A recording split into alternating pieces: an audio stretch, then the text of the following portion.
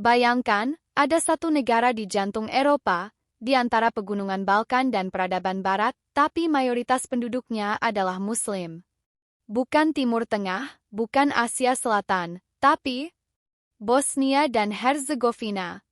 Bagaimana bisa sebuah negara di Eropa yang dulunya Kristen justru menjadi rumah bagi jutaan Muslim?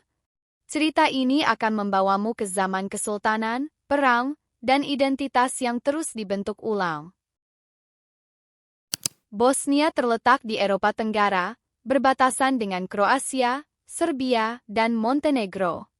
Dulu, wilayah ini dihuni oleh bangsa Slavia, dan agama Kristen, baik Katolik maupun Ortodoks, merupakan kepercayaan utama.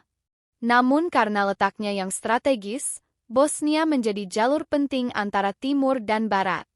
Dan disinilah awal perubahan besar dimulai, datangnya Kesultanan Utsmaniyah. Pada abad ke-15, Kesultanan Utsmaniyah dari Turki mulai memperluas wilayahnya ke Balkan.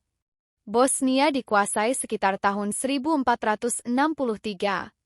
Berbeda dari kebanyakan penaklukan, Utsmaniyah tak hanya datang dengan pedang, tapi juga membawa sistem pemerintahan baru, budaya, dan tentunya agama Islam. Banyak warga Bosnia, terutama bangsawan, yang memeluk Islam, sebagian karena alasan sosial dan politik, sebagian lagi karena keterbukaan sistem hukum dan pendidikan Utsmaniyah. Dalam 2 abad, Islam tumbuh pesat dan menjadi bagian tak terpisahkan dari identitas masyarakat Bosnia. Yang menarik, Islam di Bosnia bukanlah Islam Arab. Ia menyatu dengan adat dan budaya lokal. Arsitektur masjid bergaya Ottoman berdiri berdampingan dengan gereja tua. Bahasa Bosnia tetap digunakan, tapi aksara Arab sempat populer dalam tulisan-tulisan klasik. Tradisi seperti iftar bersama, musik religi ilahi, dan kesenian kaligrafi tetap bertahan. Islam bukan sekadar agama di sini, ia adalah budaya, warisan, dan identitas. Namun perjalanan ini tidak selalu damai. Tahun 1992-1995, Bosnia dilanda perang brutal setelah lepas dari Yugoslavia. Etnis Bosnia Muslim menjadi korban utama, dengan genosida mengerikan seperti di Srebrenica yang menewaskan lebih dari 8.000 orang. Tapi yang mengesankan, setelah luka-luka itu, masyarakat Muslim Bosnia tetap bertahan. Masjid yang hancur dibangun kembali, budaya dilestarikan, dan generasi baru tumbuh dengan semangat perdamaian.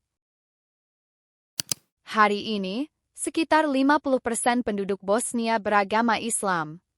Mereka adalah etnis Bosnia atau Bosniak, berbeda dengan etnis Serbia, Ortodoks, dan Kroat Katolik. Meski hidup berdampingan, identitas agama masih menjadi penanda sosial yang kuat. Namun yang luar biasa adalah semangat toleransi dan rekonsiliasi.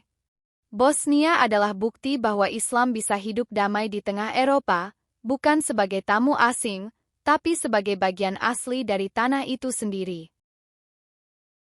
Sejarah Bosnia adalah sejarah tentang pertemuan budaya, tentang luka dan penyembuhan, tentang identitas yang terbentuk oleh waktu dan tragedi.